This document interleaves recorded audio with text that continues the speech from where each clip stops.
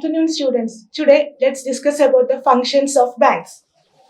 Bank is an institution which accepts deposits from the public, general public, and lends the money to those who needs it. The institution or the company which accepts deposits from the general public in many forms and lends the money to those who needs it. In simple terms, this is also the primary function of banks. That is accepting deposits and lending money. So, the functions of banks are of two types mainly. They are primary functions and secondary functions. Let's discuss about first the primary functions. I had already stated the primary functions just a few seconds before. Still stating the same, there are two primary functions for the banks. They are accepting deposits and lending money. Accepting deposit is the first main function or aim of the bank, any bank.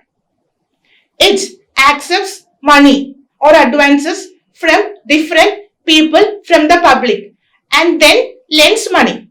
The deposits can be collected in many forms. Savings account or savings bank, SB in short. Savings bank, savings account. Next is current account or current deposit, fixed deposit, FD in short, and RD, recurring deposits. Once more, the deposits can be in any of the forms, say savings account or savings bank, SB for savings bank, current account or current deposit, fixed deposit, FD, recurring deposits, RD. First is savings deposits or savings bank. Here, it is a duty of the banks to collect small amounts of money from the people. The savings habit of all the people are encouraged here, especially of salaried, middle and low income group. The savings habits of the salaried, middle and low income group are encouraged using the savings deposits or savings bank account. Next is the second one is current deposits, current account or demand deposits. It is called demand deposits because it can be repayable or payable on the demand. Generally, this account is maintained by the businessman, rich businessman, to do their day-to-day transactions. The business account used by the businessman to do their day-to-day affairs is known as current account or current deposit or demand deposits. Third is fixed deposit or time deposits.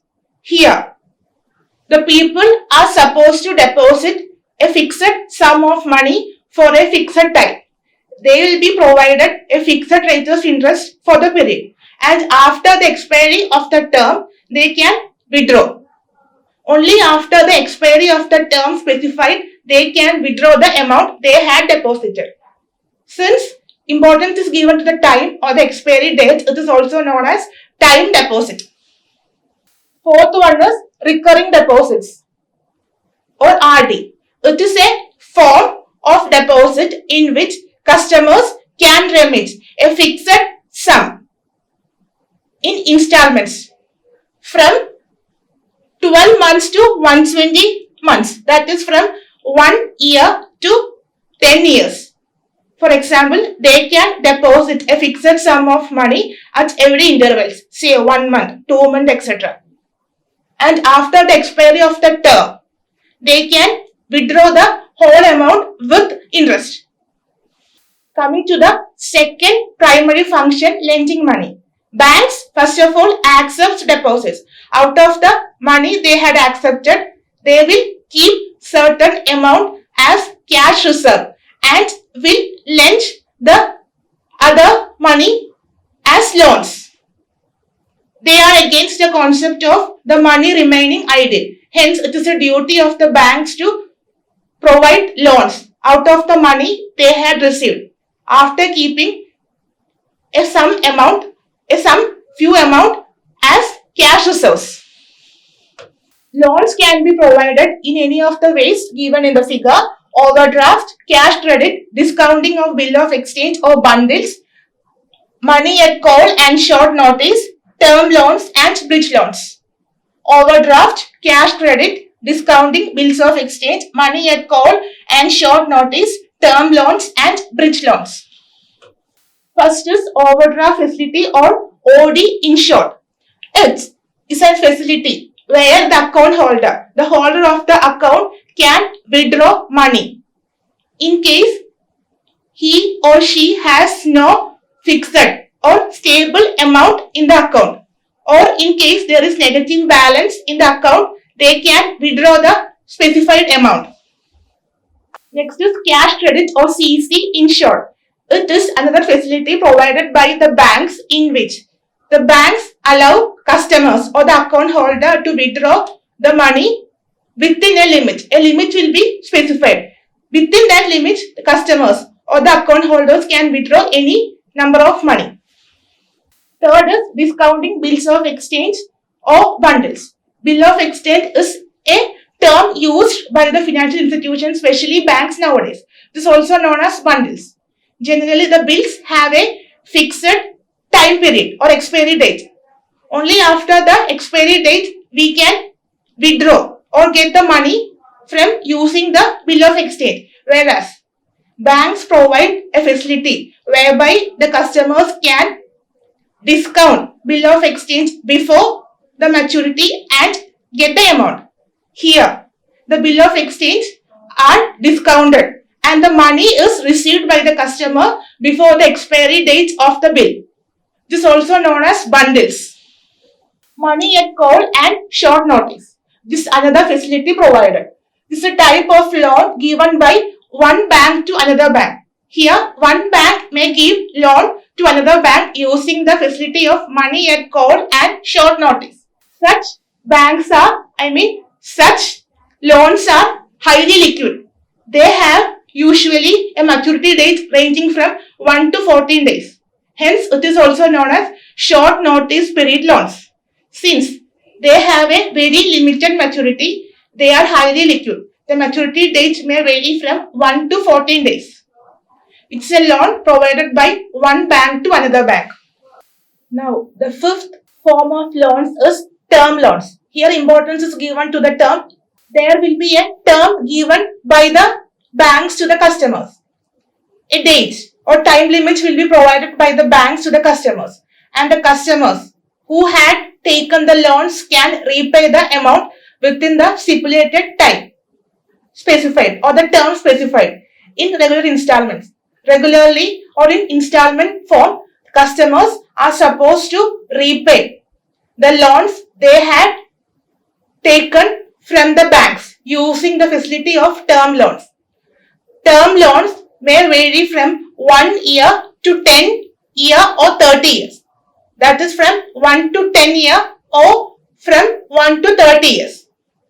Since the duration is more, these sorts of loans are not highly liquid. Sixth form of loan is bridge loan. Here, customers can meet their short-term requirements. Short-term financing requirements can be met using the bridge loan. By taking the bridge loans, their short-term cash arrangements can be set out. This is also known as gap financing, interim financing and swing loan. Gap financing, interim financing and swing loan. They are usually taken for a short period, say 1 to 2 weeks. Only this much regarding the primary functions. Then the secondary functions. Secondary functions are of two. They are agency functions and utility functions. First is agency functions. Banks act as agents of the customers and may perform certain functions. Here, banks act as the agents of the customers and perform certain functions. And the customers are supposed to pay banks in the form of commission for the functions performed by the banks for them. Some of the examples may include collecting checks, collecting income, paying expenses, purchase and sale of securities, functions relating to the trust management. So, some of the examples repeating once more includes collecting checks, incomes, paying expenses of the customers, say telephone expenses, internet charges, etc. Then purchase and sale of securities and trust-related functions. Now, apart from agency functions, the other functions used by the banks are known as utility functions. The functions apart from agency functions coming under secondary area is known as utility functions. They may include provide locker facility, providing locker, traveler's check option, foreign exchange dealings, LOC, letter of credit, collection of business information and data, collecting business information and data, then underwriting loans. Once more repeating the general utility functions, providing lockers, traveler's check issuer, foreign exchange management, letter of credit, collection of business information and data, and then giving the same information to the customers, and underwriting of loans. Now, the points in a nutshell, today's portions were regarding the banks and its functions. So, banks means an institution which accepts deposits and lends money out of the deposits they had received. This is same as the primary function of banks. Once more, primary functions includes accepting deposits and lending money. Banks may accept deposit in any of the forms like current account or current deposits, savings bank or savings deposit, fixed deposit or FD and RD. Once more, current account, current deposit, fixed deposit or fixed account, savings bank, SB account, savings account, both are same, or savings deposit, RD, recurring deposit. Now, the lending function. After receiving the money accepted from the public, the banks will lend loans. Loans can be in the form of overdraft, discounting of bill of exchange, term loans, bridge loan, etc. Now, secondary functions. The functions performed apart from primary functions are known as secondary functions. There are mainly two secondary functions here. They are agency functions and utility functions. Agency functions means on behalf of customers, banks may act as the agents of the customers and do certain functions to get commission. The basic aim of the banks to perform agency function is to receive commission. They may include collecting incomes, paying expenses of the customers, trust-related functions, fund transfer, that is NEFT, RTGS, etc., fund transfer. Then utility functions. Apart from the agency functions, the functions performed are included here. They may include providing letter of credit, LOC, traveler's check, etc. Only this much for today. Thank you for your patient listening.